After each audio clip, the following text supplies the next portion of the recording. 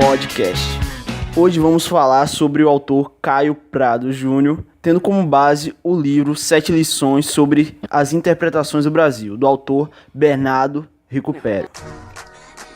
Caio Prado Júnior nasceu no seio de uma família muito importante da burguesia cafeeira de São Paulo.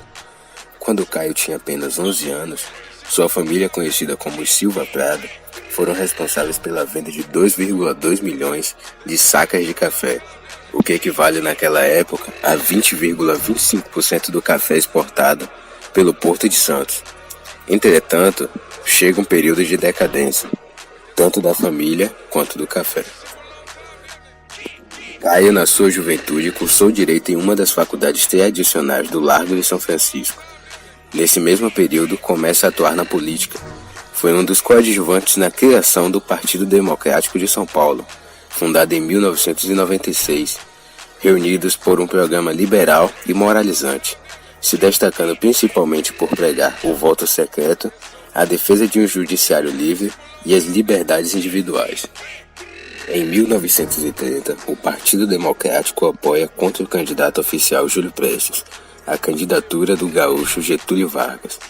Como era comum na época, a eleição foi fraudada, dando a vitória ao candidato governista. Após derrubar a República Velha, Caio é tomado de esperança, achando ele que estava prestes a auxiliar na tarefa de transformar o Brasil. Ele é enviado para Ribeirão Preto e participa de inúmeras delegacias revolucionárias. Porém, ele percebe que o governo não promovia punições cabíveis, perpetuando a impunidade e o arbítrio reinante no país. Isso desencadeia, de certa forma, uma radicalização política de Caio Prado. Ele passa a desconfiar da possibilidade de transformação efetiva dentro do capitalismo e entra de vez para o socialismo, filiando-se ao Partido Comunista do Brasil, ao qual permanece por quase toda a sua vida. Essa opção pelo socialismo é reforçada após sua viagem ao URSS e passa então a dedicar o resto da sua vida aos estudos e à militância. Ele escreveu o livro Evolução Política do Brasil, considerado como um método relativamente recente. Após isso, Caio participa de aulas do curso de História e Geografia, porém não se contenta apenas em estudar. Com a criação da Aliança Nacional Libertadora, que reúne comunistas e outros grupos de esquerda e antifascistas, com menos de 30 anos, Caio torna-se vice-presidente da seção paulista da Aliança.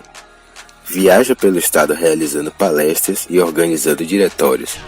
Escreve artigos para a imprensa partidária e contribui financeiramente para a manutenção da Aliança. Caio escreve outro livro retratando a história econômica do Brasil e participa ativamente da campanha pela redemocratização do país e da luta interna travada no PCB. A repressão da ditadura do Estado Novo tinha praticamente dizimado o partido. Os comunistas que não tinham sido mortos permaneciam na cadeia ou exilados. E então, em 1954, tenta se tornar professor de economia política na USP, onde há quase 30 anos antes havia estudado. Escreveu a tese Diretrizes para uma Política Econômica Brasileira. Apesar de ser aprovado no concurso e receber o título de livre docente, ele não se torna professor. E posteriormente, em 1966, publica A Revolução Brasileira, tentando entender como uma simples passeata militar foi capaz de interromper o avanço popular. No mesmo ano, recebe o prêmio Juca Pato de Intelectual do Ano e, como consequência pela atitude de jovens radicalizados, é preso mesmo sem um pretexto concreto. E talvez por isso, após ser solto, vai gradativamente saindo de cena até morrer em 1990. O livro abordado no 7 lições é o livro de Caio Prado, A Formação do Brasil Contemporâneo, Colônia. A premissa principal do livro é a de que o Brasil vive, desde a vinda da família real portuguesa, uma transição entre colônia e a nação. Processo esse que acontece até os dias de hoje e ainda não está terminado. Assim, o livro foca no início do século XIX, que é quando começa a transição, relacionando o passado e o futuro da nacionalidade brasileira, tendo como base a síntese de todo o período colonial e o resultante Brasil de hoje. A começar pela colonização do Brasil, Prado percebeu que, para explicar a colonização, teria que começar por seu estopim, a expansão europeia. Diferentemente do que aconteceu em solo norte-americano, a colonização no Brasil foi de exploração, ou seja, o interesse aqui era puramente comercial. Os colonos não tinham interesse em formar uma sociedade aqui, apenas visavam favorecer seus lucros, consequentemente extinguindo qualquer ética de trabalho, acabando por prevalecer a desorganização nos mais variados setores. Seguindo esse princípio comercial é que se formou as raízes da nação brasileira. Uma raiz de comércio voltado para fora do país, voltado para exportação e focando apenas nisso.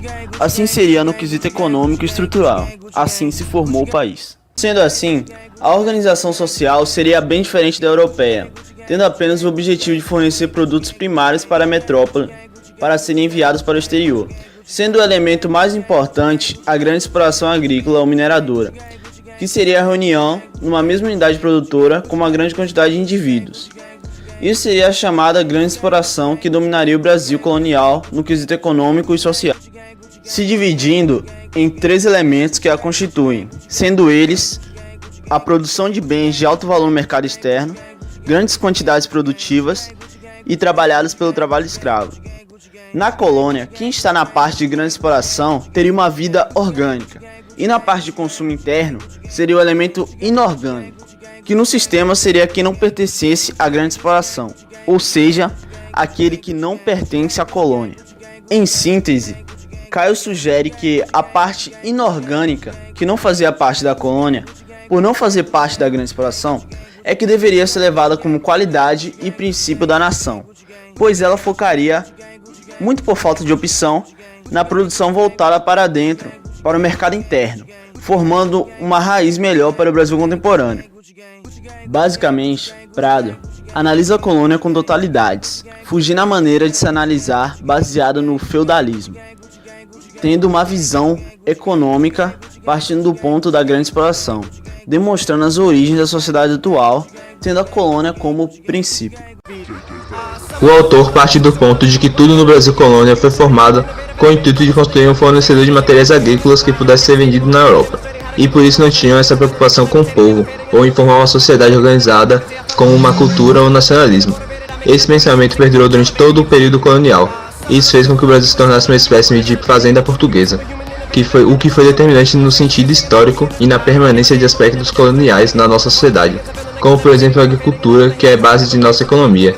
Segundo Prado, esses aspectos se implantam de tal forma que ainda fazem presentes.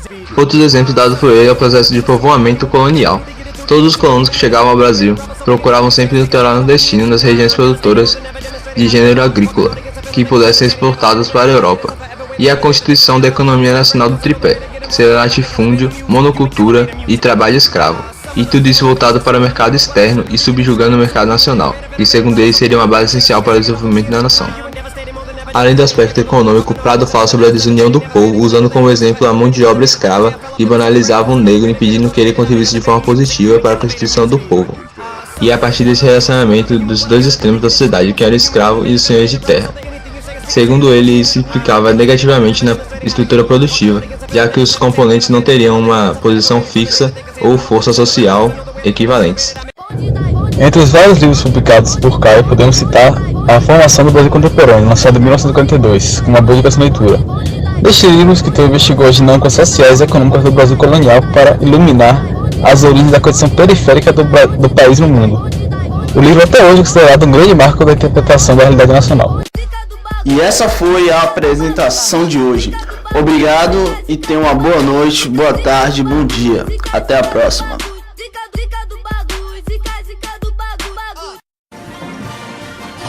Isso é tudo, pessoal.